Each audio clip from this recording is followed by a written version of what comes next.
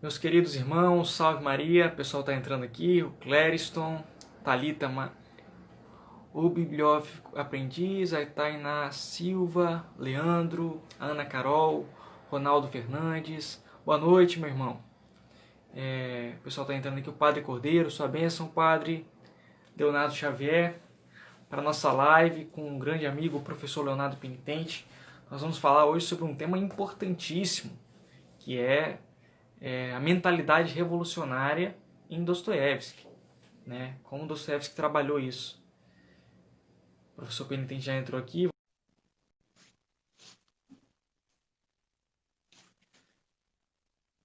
pessoal está entrando ainda. Sintam-se à vontade. Aí. Salve, Maria. Olá, meu querido. Salve Maria, meu querido irmão Alessandro, Tudo irmão em bom? Cristo, meu amigo. Salve, Maria. Como o senhor está, professor? Graças a Deus. Muito bem, melhor agora, com a graça de Deus. Melhor agora compartilhando aqui com o seu belíssimo canal que faz um trabalho edificante para todos nós, que é o Cristo e Livros. Muito obrigado, viu, Alessandro? Eu que Muito agradeço. feliz por estar aqui.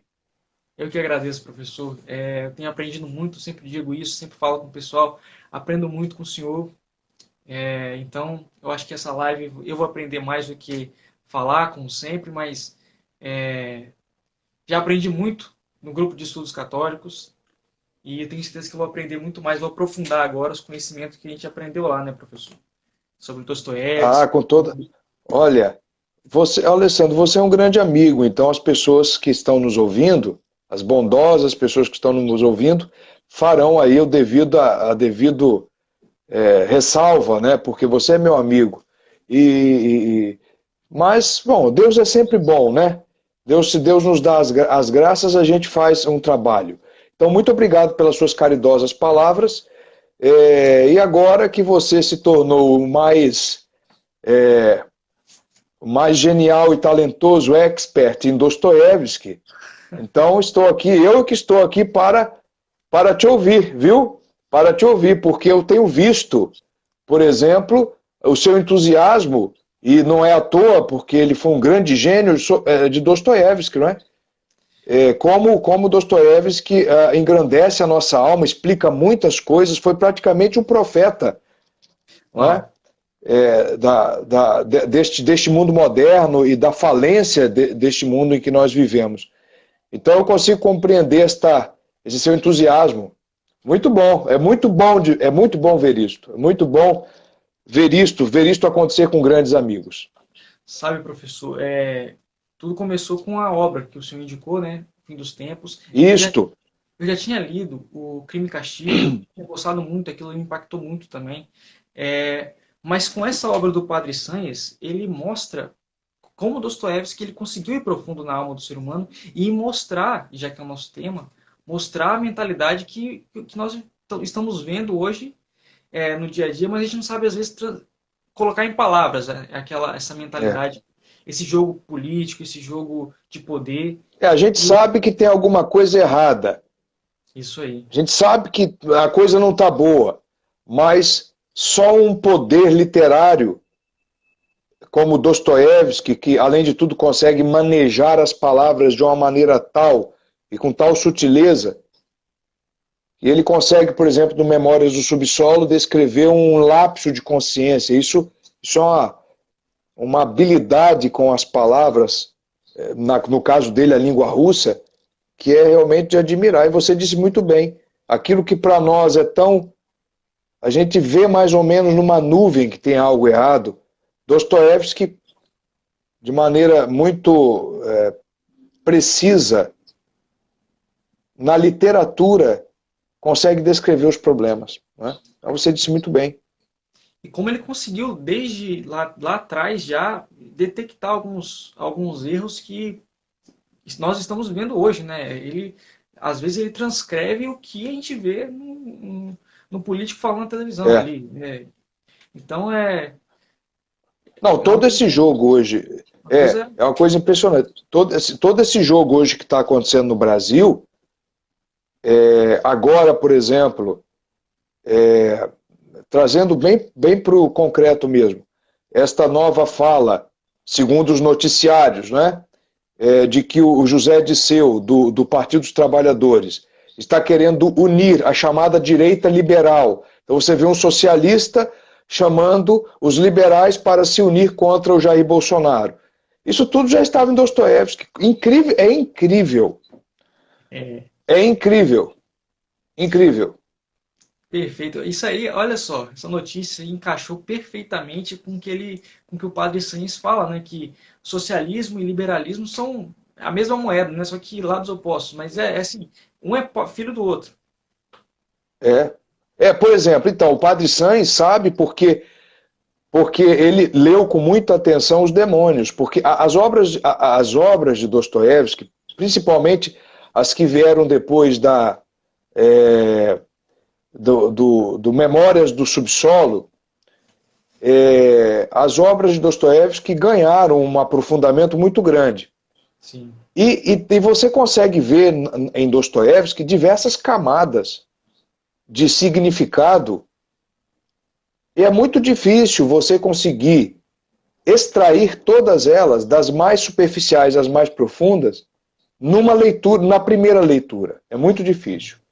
E uma obra como essa do Padre Sanches, Padre Alfredo Sanches, para quem não conhece, é um jesuíta argentino que ainda está vivo.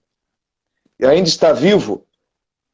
E ao fim dos tempos e 7 autores modernos,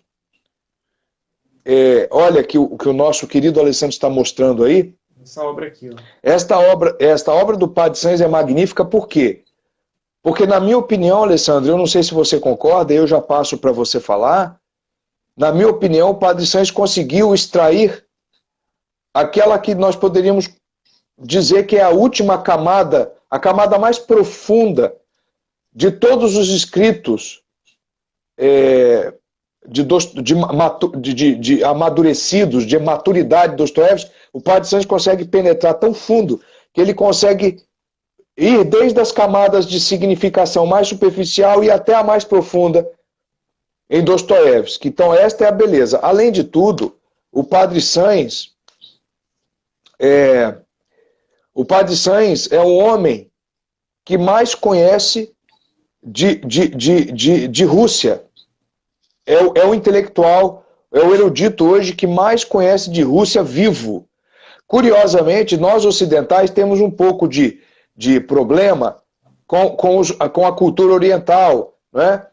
Até porque, para falar a verdade, nós que já demos para o mundo um Homero, um Virgílio, não é? Então, a gente acha que é o Oriente que tem que ajoelhar diante dos nossos pés. Mas o Oriente tem muita coisa, então às vezes a gente deixa para lá um pouquinho o Oriente, e é curioso que um padre argentino saiba mais do Oriente do que qualquer oriental até, e a Rússia. Agora, eu não sei se você sabe uma história engraçada que me foi contada por um amigo pessoal do Padre Sanches.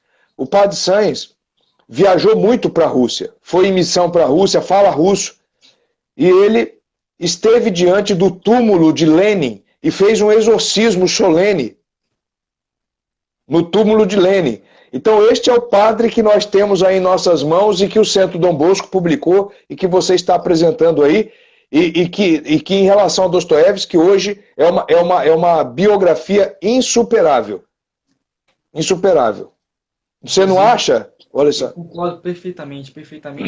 Que ele vai começando a gente pode até começar por nossa live por ali, né? Porque eu acho que a vida de Dostoiévski tem muito a nos dizer. Ele vai começando pela vida de Dostoiévski, depois ele vai analisando cada obra, cada figura. Eu acho assim que o Padre Sanches ele fez um trabalho genial, todos deveriam ler. Foi. Talvez antes mesmo de começar a ler Dostoiévski, talvez ler essa análise. Com toda certeza. Toda certeza. Já vai para a obra com um olhar diferente. Essa coisa. Com toda certeza. Do estilo, eu esqueci, fugiu o nome, de criação de ícones. É o realismo icônico, né? Realismo icônico. Perfeito. Aquilo ali, quando eu li Crime e Castigo, eu não consegui perceber. Eu consegui perceber que ele estava criando os personagens, tentando mostrar algo, mas não com a profundidade que eu percebi numa segunda leitura de Memórias de Subsolo, vendo aquilo ali claramente, depois dessa leitura do Padre Sanches. Então, acho que eu recomendo para todos que leiam essa obra do Padre Sanches. Primeiro o Padre Sanches, né? Depois, as obras do Dostoiévski. Com certeza. É outra leitura. Com certeza. Por exemplo, eu que já tinha lido algumas obras de Dostoiévski, não tinha lido todas. Depois de ler o Padre Sanz, eu fui reler, aí a coisa, quer dizer, falei, mas meu Deus do céu, por que na primeira vez que eu li, eu não percebi isso? É claro, né? Agora, mas outros livros, por exemplo, que eu não tinha lido, e o Padre Sanz conseguiu ver uma profundidade, por exemplo, O Adolescente. O Adolescente é um livro de Dostoiévski que pouca gente conhece. Sim. Aqui foi publicado, eu não trouxe aqui para o meu quarto agora, mas está ali na sala. Foi publicado pela editora 34, eu mesmo eu sabia que existia, não dava muita importância. O Padre Sanz fez uma leitura tão bela do Adolescente que eu falei, esse livro tem que ser lido. Então, é uma coisa maravilhosa. O Padre Sanz tem que ser lido, eu concordo contigo, tem que ser lido primeiro, depois as obras de Dostoiévski. Professor, então vamos falar um pouco da vida de Começar, né? O senhor poderia falar aqui pra gente quem foi Dostoiévski? Quem foi essa pessoa que a gente está comentando aqui, que compreendeu tão bem a mentalidade revolucionária? Isso. Então, Dostoiévski ele nasce na Rússia, né? Ele nasce na Rússia e ele nasce em 1821. Então nós estamos aí no começo do século XIX e ele vai morrer em 1881. 1881. Ele nasce em Moscou, não é? O pai era médico e deu uma disciplina muito dura para ele. Médico nesta época não tinha, não é, a exuberância financeira que pode se ter hoje. Eles viviam num quarto de hospital emprestado. Então ele teve uma vida. O pai era muito severo, não é? Então ele durante toda a vida dele ele passou apertos financeiros, etc. Então Dostoiévski foi criado numa família que deu a ele, o Alessandro, eu acho que o Padre Sanz escreve muito bem isso, deu a ele um certo peso no caráter de Dostoiévski. Ele não chegou a ser depressivo. Eu acho até que ele pudesse ter um temperamento mais melancólico. Temperamento este que foi agravado por uma vida séria, como todas as pessoas que são obrigadas, os adolescentes, crianças e adolescentes que são obrigados a viver uma vida de penúria econômica, eles adquirem uma gravidade. Em outras palavras, para ser mais claro, não fica um adolescente bobo. Sim. Não fica bobo. Já na adolescência são homens sérios. São homens sérios. Então, Dostoiévski, esse ambiente criou em Dostoiévski uma seriedade, uma gravidade de caráter. Não é? Tanto que nas primeiras obras dele, ele já começa, mesmo que não tenha aquele brilho das obras de maturidade, mas já há, a primeira obra que ele escreve é Gente Pobre, ou Pobre Gente, aqui no Brasil foi traduzido como Gente Pobre. Não é tão brilhante como o Crime e Castigo, mas você já observa ali, e foi muito aclamado pela crítica, você já observa ali o Dostoiévski descrevendo, ele tinha ali seus 20 anos, ele já descreve os comportamentos psicológicos dos personagens de maneira adulta. Então, é um homem que tinha um espírito grave pela vida que ele viveu. Ele, na família dele, ele teve antepassados católicos e ortodoxos, ele acabou pendendo para a Igreja Ortodoxa, que recebe esse nome. A Igreja Russa Ortodoxa recebe esse nome, mas nós sabemos que a Igreja Ortodoxa ela é fruto de um cisma, de uma heresia, de um cisma, né, chamada Igreja Grega Cismática. O nome dela verdadeiro é Igreja Grega Cismática, porque a única igreja ortodoxa que existe é a católica. Não é? Mas como a igreja grega cismática tem elementos católicos, porque sempre quando você faz um cisma, um racha, você sempre leva alguma coisa da mãe de onde você saiu. Então tem elementos católicos. E o maravilhoso em Dostoiévski, embora ele tivesse sido, durante toda a vida, formalmente ortodoxo, toda a obra dele tem dramas que são dramas católicos. Ele já tem uma mentalidade católica. Perfeito. E é mais ou menos o que aconteceu com Chesterton, que quando escreveu Ortodoxia não era formalmente católico ainda, mas tinha a cabeça toda católica. Enfim, então ele foi criado numa família religiosa. Os ortodoxos, semelhantes a nós, prestavam culto à Virgem Maria. Ele teve um culto muito grande à Virgem Maria, e eu até atribuo isso ao fato dele não ter se perdido de vez, não é? Um culto verdadeiro à Virgem Maria. E aí ele vai escrevendo algumas obras, e depois que o pai dele morre, ele vai para uma escola de engenharia, ele vê que não é a praia dele, ele começa a escrever e a ler muito literatura. Então, ele começa a escrever, não é? Quando ele chega no final da vida, porque eu acho que a gente vai comentar algumas obras dele, quando ele chega no final da vida, já com sucesso de público, ele morre com uma enfermidade, uma doença. Ele morre em 1881. Agora, há várias passagens na vida dele, muito interessantes. A gente fez só um resumo rápido, mas a principal passagem da vida de Dostoiévski foi a sua prisão. Né? Para quem não sabe, Dostoiévski, embora tivesse tido uma educação religiosa, ortodoxa, na igreja ortodoxa, na adolescência, como todo adolescente rebelde, ele começou a ler as obras de um socialista utópico chamado Charles Fourier, um socialista utópico, lembrando a todos vocês que nesta época, nós estamos falando aqui de 1830, por aí, as obras, já existia o socialismo, mas não existia ainda o socialismo marxista, existia um outro tipo de socialismo que Dostoiévski aderiu, e ele foi preso por causa disso, porque ele chegou a participar de algum grupo rebelde, ele foi preso por causa disso. A Rússia naquela época ainda era uma Rússia cristã, governada pelos czares, pelo czar russo, uma família cristã, família esta que depois foi derrubada, a dinastia foi derrubada por Lenin, na Revolução Russa. Então, ele é preso, ele fica alguns meses preso provisoriamente, depois ele é julgado, condenado definitivamente, e ele foi condenado à morte.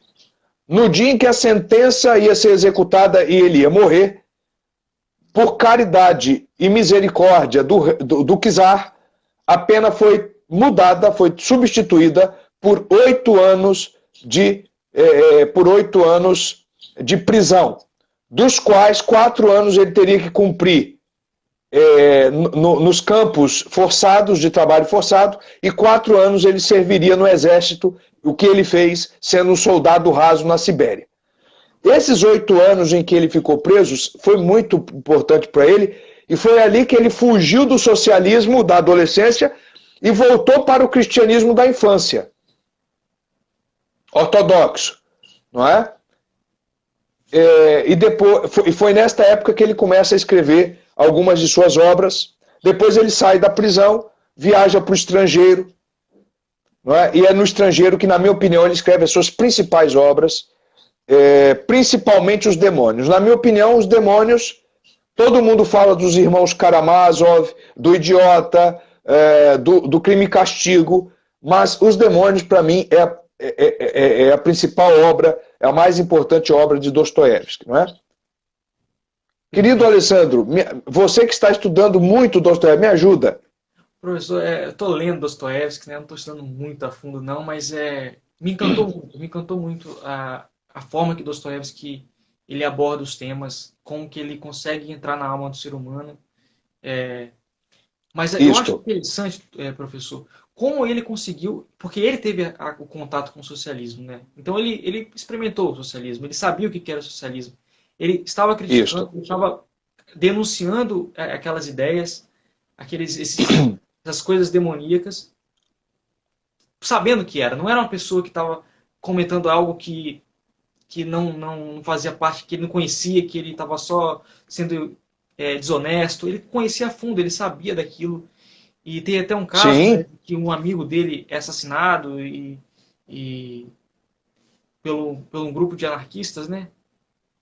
isto. Então, aí antes dele mesmo ser preso, ele fazia parte deste grupo rebelde, desses socialistas utópicos unidos a anarquistas, e um dos colegas, quer dizer, um dos revolucionários morreu, e morreu em nome da causa. Quer dizer, eles criaram um tribunal de justiçamento, como hoje existe, e mataram o cidadão só porque não obedeceu a uma determinada ordem. Quando Dostoiévski viu isto, ele já começou a ficar preocupado. Mas não deu tempo porque aí a polícia czarista o prendeu. Ele já começou a ficar... Agora, o mais interessante, e isto, Alessandro, é uma coisa impressionante. Dostoiévski, nós hoje sabemos disso porque nós estamos em pleno século XXI, nós já lemos Dostoiévski, nós lemos outros estudiosos, especialmente católicos, que nos dizem que existe algo de demoníaco no socialismo, no liberalismo, etc. Mas Dostoiévski praticamente percebeu isso tudo sozinho. E o mais interessante é que a primeira obra de Dostoiévski que atingiu a primeira obra de maturidade de Dostoiévski, ele não demorou muito não. Ele publicou Gente Pobre, Humilhados e Ofendidos, e depois ele já publicou Memórias do Subsolo, que seria considerada a obra da sua maturidade. Ali é Dostoiévski já maduro. Depois ele só foi melhorando. Quando ele publica Memórias do Subsolo, a crítica que ele faz é ao mundo moderno. É a ideia moderna do homem fechar-se em si mesmo e achar que pode salvar o mundo sem a graça de Cristo. Perfeito. Ali ele já está no tom correto, ele já faz as acusações que tem que fazer. Quer dizer, ali no Memórias do Subsolo, ele já faz uma profunda crítica a este ideal de endeusamento do homem que chegou ao seu ápice na Revolução Francesa. E eu percebo, professor, uma crítica em Memória do Subsolo muito forte a essas ideias deterministas que o homem é mau. O homem é mau porque a sociedade o faz mal. Porque a sociedade... Isto. Rousseau, né? Que nós estudamos tão bem. O homem é bom, mas a sociedade o corrompe, né? Então ele fala, não, nós somos... o autor, o personagem que ele cria em Memória do Subsolo, ele era consciente que ele estava fazendo mal. Ele sabia que estava fazendo mal, ele queria fazer o mal ali. Isto. Então, não, com toda certeza. Então, assim, ele sabia que ele era livre. E ele fala, olha, eu sou livre. O tempo todo ele está falando, eu sou livre. Mas o senhor citou um ponto, que eu gostaria de ler, inclusive, um trecho de Memórias do Subsolo. Por favor. Que ele diz o seguinte, olha, sobre essas pessoas, esses engomadinhos, essas pessoas que são os liberais, né, que acham que vão salvar o mundo, que fazem uma pose de santos, mas não tem sangue, a mão deles é suja de sangue, esses totalitários, enfim. Já repararam que a maior parte dos seres sanguinários, verdadeiramente refinados, foram quase sempre personagens ultracivilizados, aos calcanhares dos quais não chegariam os Átilas, e ele cita aqui, eu não vou saber falar o nome desse nome russo desse personagem aqui, mas junto a esses que têm a pose de ultracivilizados, derramaram mais sangue que um Átila da vida. Derramam mais sangue. Claro. Mas por quê? Porque estes liberais, quer dizer, todos os homens que encarnam o ideal revolucionário moderno, o ideal da Revolução Francesa, dos iluministas, todos esses homens, eles tentam, no nível do solo, no nível superficial da consciência humana, eles tentam construir para os outros uma imagem boa. Eles fazem personagens. Perfeito. Mas Dostoiévski, quando escreve as Memórias do Subsolo, diz: o homem tem que ir ao subsolo. Lá no nosso interior, lá dentro de nós, onde o bem e o mal estão disputando. E assim são os liberais e os socialistas também, que ele percebeu da época deles. Porque como ele mesmo já tinha conhecido, ele já sabia, o socialista é filho do liberal, é fruto do liberal.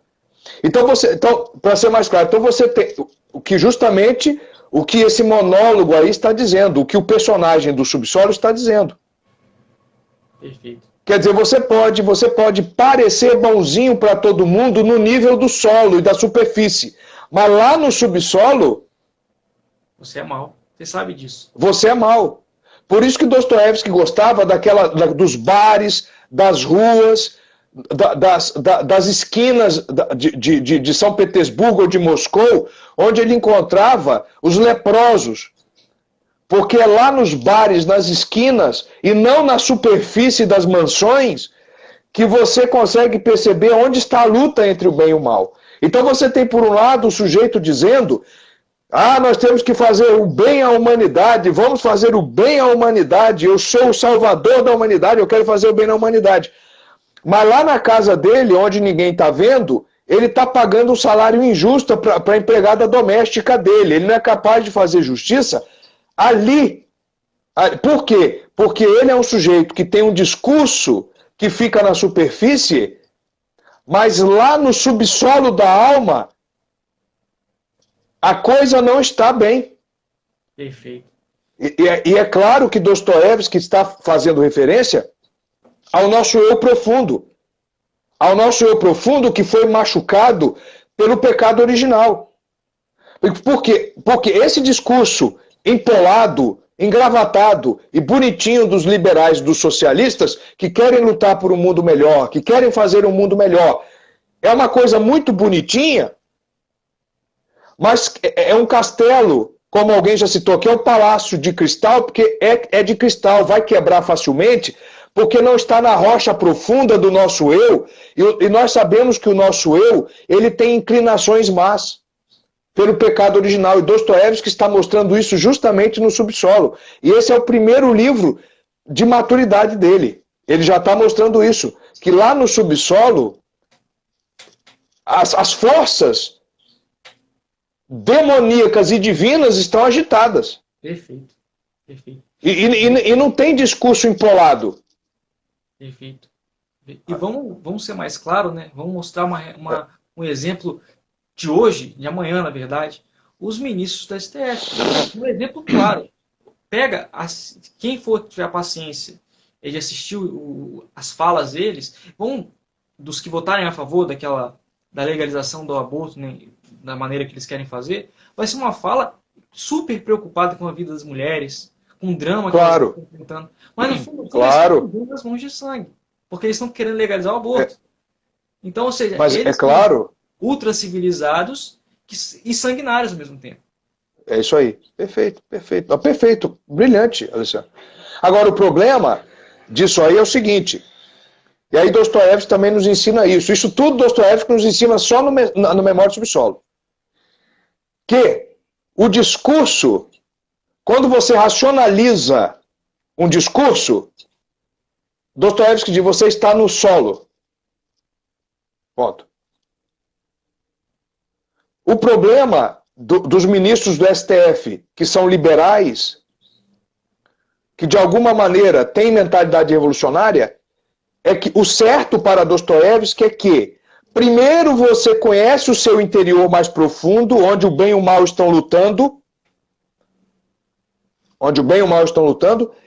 e conhecendo essas forças que lutam dentro de você, o bem e o mal, você depois, no nível da racionalização, você racionaliza aquilo que vem lá do fundo. Primeiro você conheceu o que você é, para depois racionalizar exteriormente. O que essas pessoas fazem, e é isto que configura a mentalidade evolucionária, é que eles racionalizam em cima da varanda da casa e não do subsolo. Eles não estão. Quando eles inventam discursos racionalizados, e discursos estes que estão destoando do profundo eu deles, que estão desligados. A razão é feita para você dar razões para o mais profundo do seu eu. Agora, quando um ministro desse usa palavras bonitas para racionalizar algo que lá no fundo deles não está racionalizado e que tem uma face horrenda. Perfeito. Mas eles precisam inventar um discurso que está no nível do solo e não do subsolo. No solo da casa todo mundo é bonito. Perfeito. Eu consigo lá no meu subsolo tomar decisões malignas e no nível do solo fazer discursos bonitos. Perfeito. Perfeito. Que esses homens do STF, eles não têm subsolo nenhum, eles só têm solo, é tudo superfície. É tudo casca de banana, é um nada. Perfeito, professor. E muito forte isso, né? Nossa. É um bando de nada andando. E no fundo... É a encarnação do nada. Perfeito. No fundo, porque não tem substância, né? No fundo, a gente fala deles, é claro, porque está muito evidente, mas no fundo nós podemos ser eles, né? Se nós não, podemos e durante muito tempo nós fomos. Exatamente. Não é? Mas o detalhe é o seguinte, o detalhe é que boa parte deles fazem isto não sem saber, mas sabendo. Verdade. Porque uma coisa é você viver sendo apenas a aparência, apenas o solo, apenas um discurso racional. Um discurso racional que não vem de dentro, vem da necessidade que você tem de parecer bonzinho, de salvar a humanidade, quando você mesmo não consegue se salvar, porque para se salvar você tem que ir lá dentro de você, não é? E pelo exercício pleno da liberdade, negar o princípio maligno. Quando você não faz isto, mas tem gente que vive isto porque é vítima, porque tem dificuldade mesmo. Sim. Porque está imitando os outros. Ele quer parecer bonitinho, então ele não entra no mais profundo do seu eu. Agora, o problema é que tem gente maligna o suficiente para saber que há essas forças lutando dentro dele, ele se decide pela força maligna, mas ele maldosamente constrói um discurso racionalizado, técnico.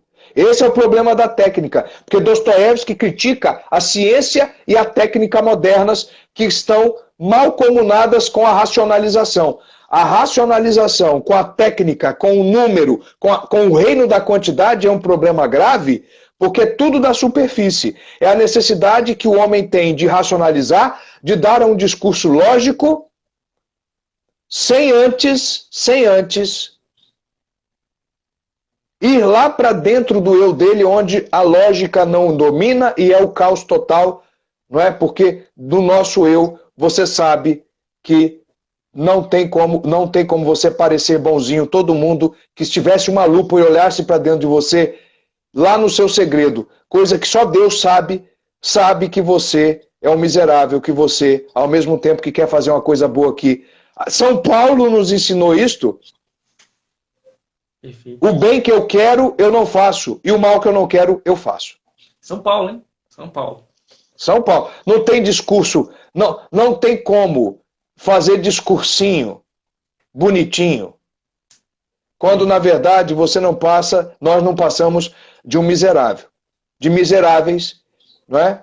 Que ao mesmo tempo que é capaz de sentir orgulho porque fez algum bem na vida, não é?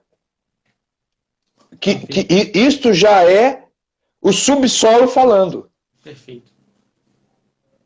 Verdade. O orgulho porque fez uma justiça já é o subsolo vindo à tona. Vindo à tona. É aí que está o problema. Sabe que o Nietzsche, eu até te mandei esse trecho do livro do Echevarria, né? Que ele cita uma frase Ah, sim. uma frase do Freud.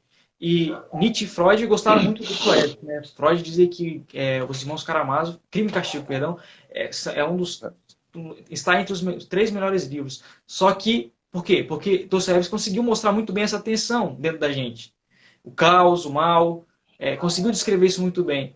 Mas eles falam, mas Dostoiévski não é bom também, por um lado, por outro lado, porque ele sempre buscava, isso Freud e Nietzsche falando, né? Porque ele sempre conseguia pegar esse mal e ordenar ele na redenção, no plano divino de redenção, no cristianismo. Isso aí. Isso aí. A, É a abertura para o transcendente. Isso aí. Isso aí.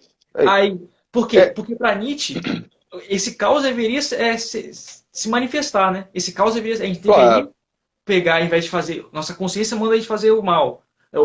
Quer dizer, É. nossa consciência manda a gente Fazer o ordenar. bem. É. Aí, mas esse subsolo vem querendo mal. E Nietzsche falou, não, a gente tem que ir, incentiva isso, que é É. buscar só o mal, né? Aí você vai ser o super-homem. Então, por isso que eles, Isso. por outro lado, não gostavam Para Nietzsche, nós cristãos, e como Dostoiévski, quer dizer que nós temos que impor limites, né, e adquirir as virtudes e limitar os vícios, nós somos escravos. Perfeito. Nós somos, quer dizer, reprimidos. Freud e Nietzsche, nós somos reprimidos.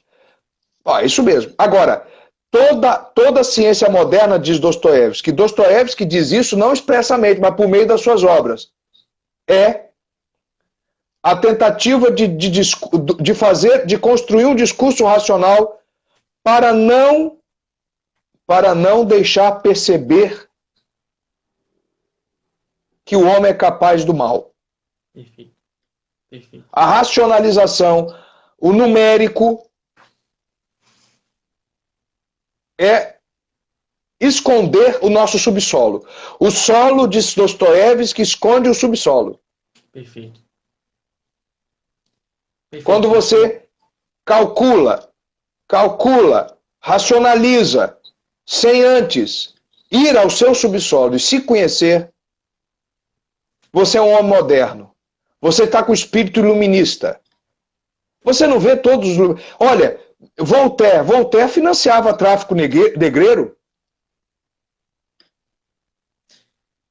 Mas ele fala, Como é?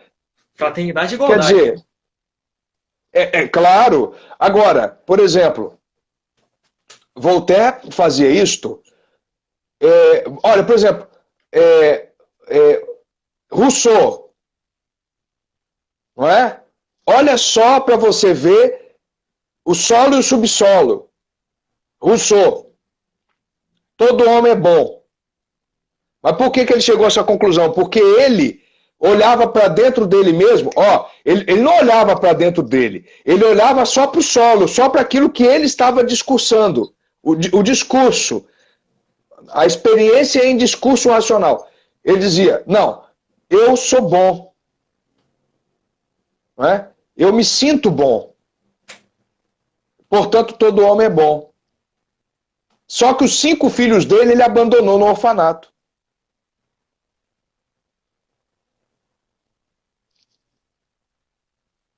Bom, quando ele olhou para ele mesmo e disse eu sou bom, para onde ele estava olhando? Ele estava olhando realmente para o mais substancial do seu ser, do seu eu, ou ele estava olhando para aquilo que a emoção dele disse que era?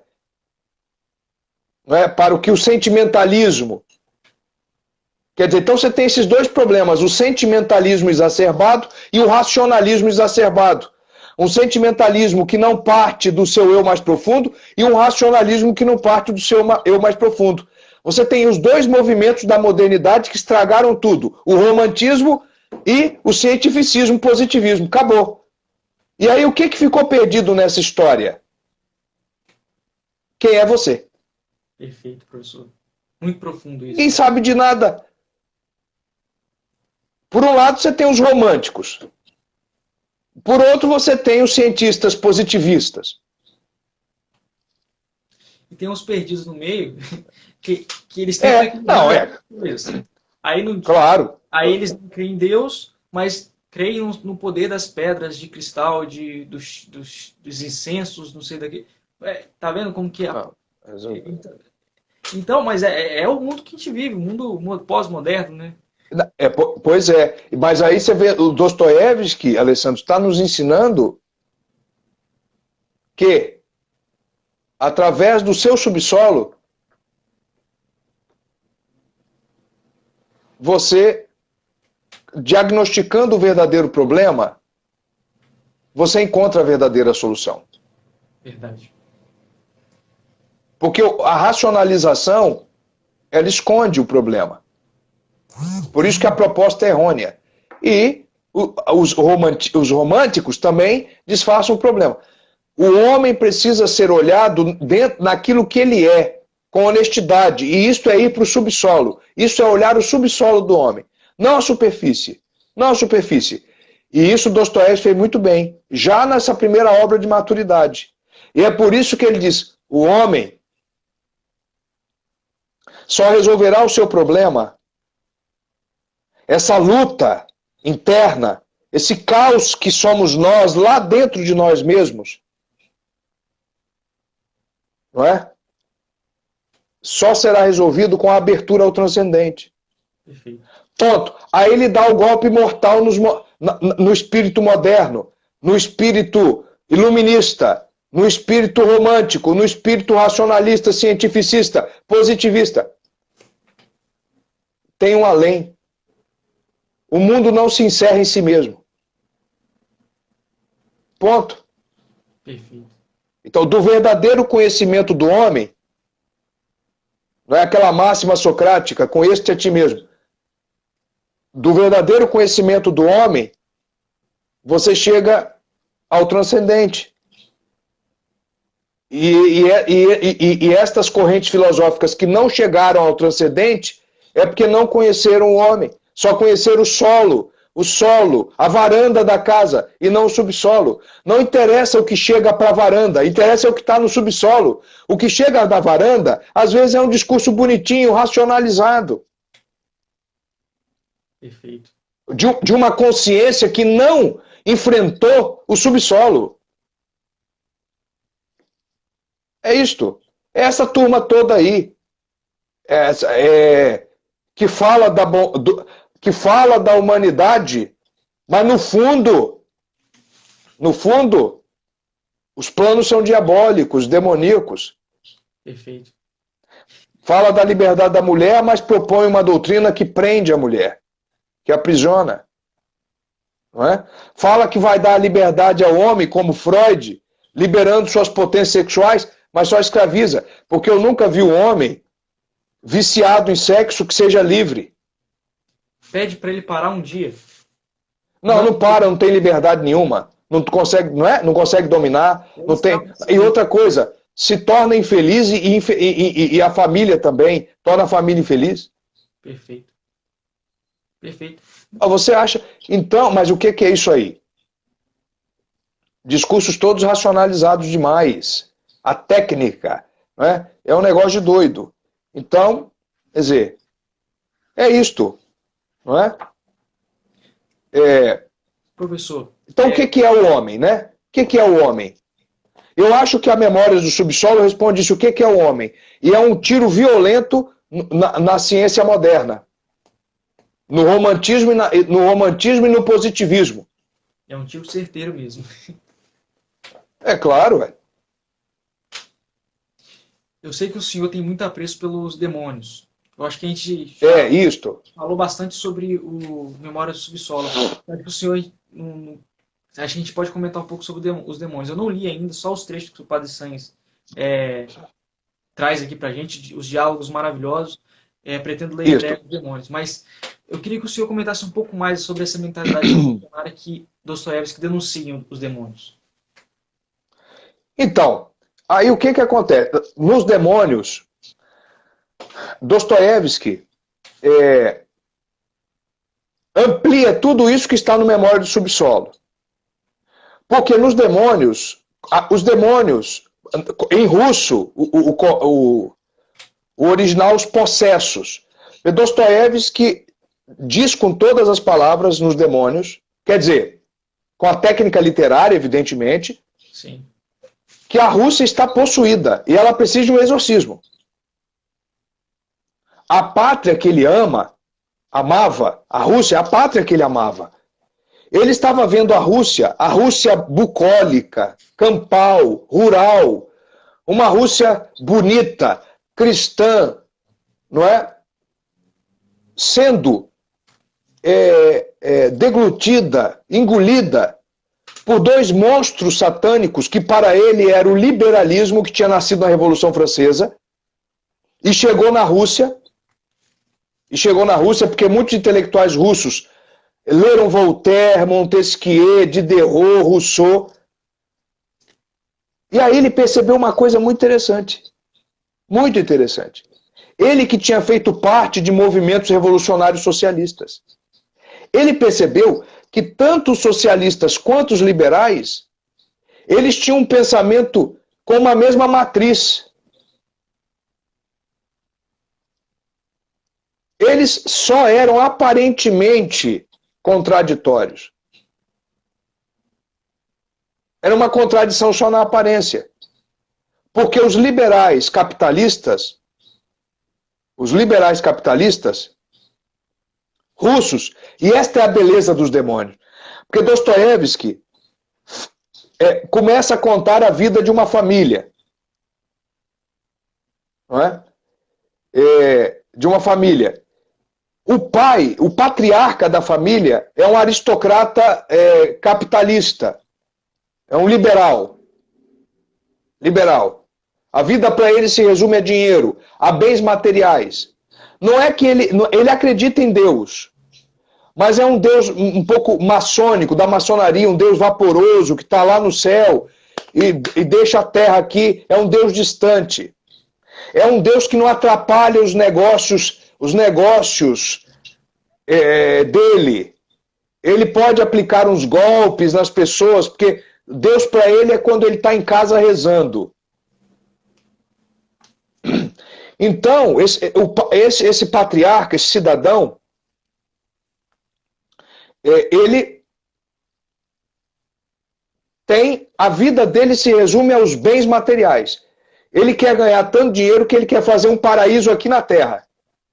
Tudo para ele se resume a bens materiais. Ponto. Aí ele tem um filho, Piotr, que é Pedro, traduzindo, ele tem um filho que começa a se envolver com os movimentos rebeldes, socialistas e anarquistas. E aí, Alessandro, tem um diálogo inesquecível na obra, em que ele diz assim, o pai diz para o filho, meu filho, eu não te entendo. Eu sou um liberal. Eu te dei tudo. Eu te dei comida, você nunca passou fome. Todos os bens materiais eu te dei. Mas agora você se envolvendo com o socialismo. E aí o Piotr responde a ele, papai, eu nada mais faço do que levar as últimas consequências à sua ideia. Olha aí. Como o Dostoiévski conseguiu mostrar isso de forma tão... Porque pensa... E outra coisa, isso, Alessandro, é uma coisa importante, e depois disso tudo já percebido, tem gente no Brasil que ainda hoje quer combater o comunismo e o socialismo com mais capitalismo, com mais liberalismo.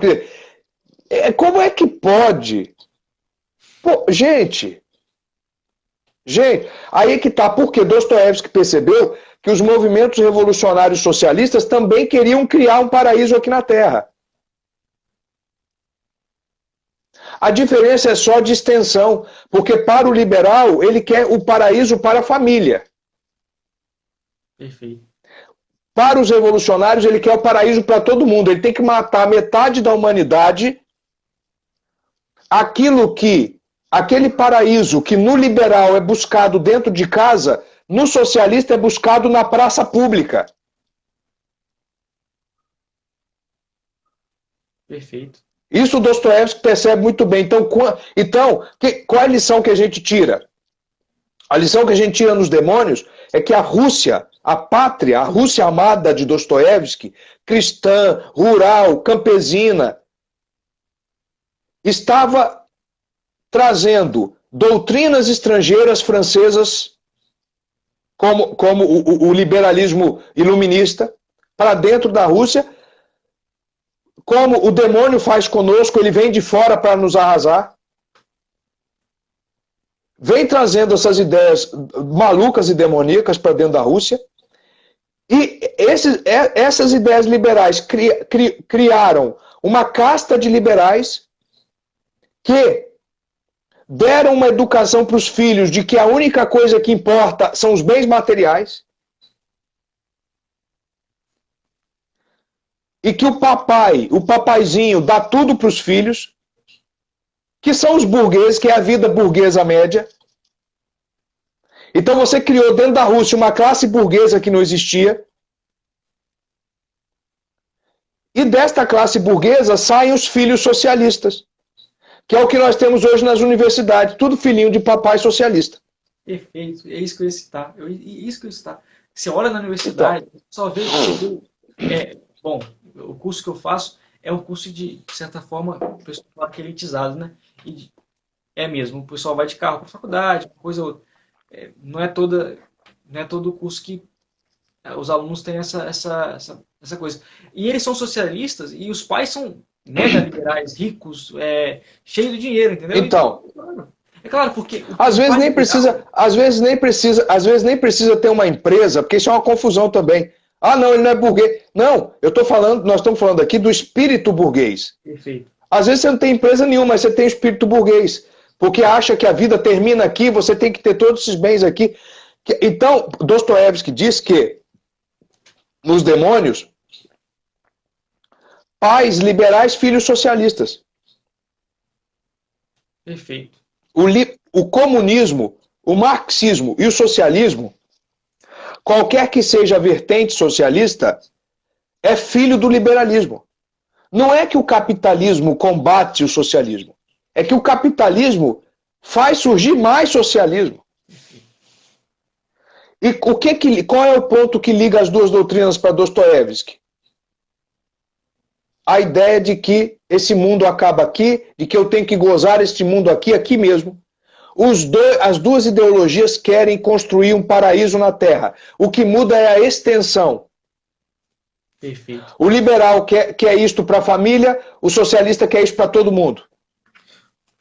Professor, o que explica assim, tudo bem, o liberal ele quer ter o melhor aqui na família dele, o socialista expande isso para a sociedade, mas eles também, não é só no Paraí, né? Eles também têm algo que vai diretamente contra a Igreja Católica.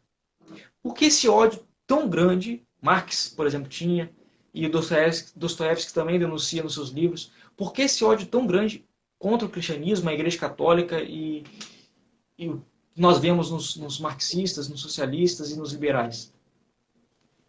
É claro, por quê? Porque se ele adere ao cristianismo, ele está reconhecendo que há um Salvador que não é ele. Não é? Então ele vai ter que diminuir as pretensões e saber que a vida tem problemas e vai ter injustiças. E que o único que pode resolver todas as injustiças e unificar a humanidade numa felicidade perpétua é Jesus Cristo. Então, o que acontece? Aí alguém pergunta, mas será que a gente não pode querer fazer o bem? A gente não pode querer um mundo melhor? Sim, meu filho, você pode querer um mundo melhor. Mas você pode querer um mundo melhor, mas esse seu desejo tem que ser assentado numa outra base, e não na base materialista dos marxistas liberais. Você quer fazer um mundo melhor? Começa primeiro por se fazer melhor com a graça. Você tem que fazer um mundo melhor com Cristo ao seu lado, não sem ele. O problema dessas ideologias... Veja bem, não tem problema nenhum em querer fazer o mundo melhor. O problema está em querer fazer o mundo melhor sem Cristo. Porque aí você só vai fazer pela revolução. Perfeito. E outra coisa, o cristianismo, ele mostra a miséria do ser humano. Ué, O cristianismo claro. mostra que o homem precisa se emendar de alguma forma. O catolicismo Claro. mostra, principalmente o catolicismo, porque a gente fala cristianismo aqui, eu estou falando catolicismo, porque no Sim, protestantismo, sim. mas assim, enfim. Então, ele mostra que o ser humano precisa mudar e que a coisa começa nele, né? O problema não é o outro, o problema sou eu. Claro, não, claro. Então, esse é o aspecto demoníaco dos liberais e dos marxistas. E nisso também eles coincidem. Por exemplo, quando Rousseau diz, eu sou bom, Rousseau foi um liberal. Rousseau diz, eu sou bom, a sociedade é que me corrompe, então o mal vem de fora. Perfeito. Eu não preciso me Quando mudar. Karl Marx, eu sou bom, é o outro, o problema é outro, não sou eu não, o problema é outro. É o Raskolnikov, o problema é a velha, inútil, asquerosa e agiota, lá no Crime e Castigo. Ele mata a velha. Isso é Rousseau. Ele mata a velha, eu sou bom. Essa velha que é uma inútil, eu vou matá-la. Isso é Rousseau puro. Eu sou bom. A sociedade é que me corrompe. Se eu deixar daqui a pouco essa velha, tô pegando dinheiro emprestado com ela, tá me corrompendo, eu vou matá-la. E eu vou matá-la e eu vou fazer o bem para a humanidade. Porque eu sou bom, o bem irradia de mim. Perfeito. E isso é Rousseau. Agora, quando você vai em Karl Marx, a mesmíssima coisa. Os proletários são bons. O sistema capitalista é que corrompe. É sempre o outro. É sempre o externo. Nunca eu. Perfeito. Nunca. Por quê? Porque para essas pessoas, o homem não tem subsolo. Perfeito. Você perdeu o subsolo. Não tem mal. O mal está no outro. Aí ele se põe como ateus, né? E o Dostoiévski, no livro Adolescente, o Padre Sanz, ele cita aqui uma frase extraordinária, porque ateu não existe. Ele diz, o homem não pode viver sem ajoelhar-se. Não se suportaria. Ninguém seria capaz disso. E se a Deus se rejeita, ante um ídolo se inclina, de madeira, de ouro ou imaginário. Idólatras são todos, não ateus. Essa frase aqui é um... Isto, é maravilhoso. Isso aí. Não, ateu mesmo só existe teoricamente. Perfeito. Você pode se dizer, mas você está adorando alguém. E aí ele vai o Padre Sanz, ele mostra um diálogo de os demônios, que ele escreve, um dos ideólogos, um dos demônios escreve uma tese, né?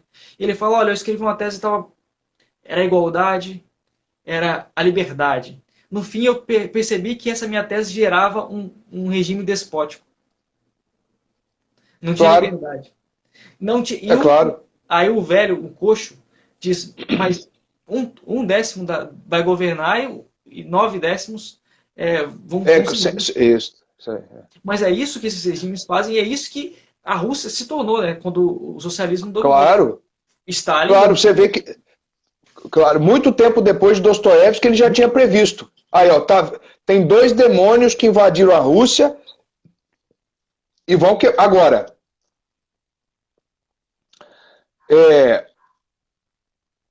Por que ele chama o liberalismo e o socialismo de demônios? Na obra Os Demônios.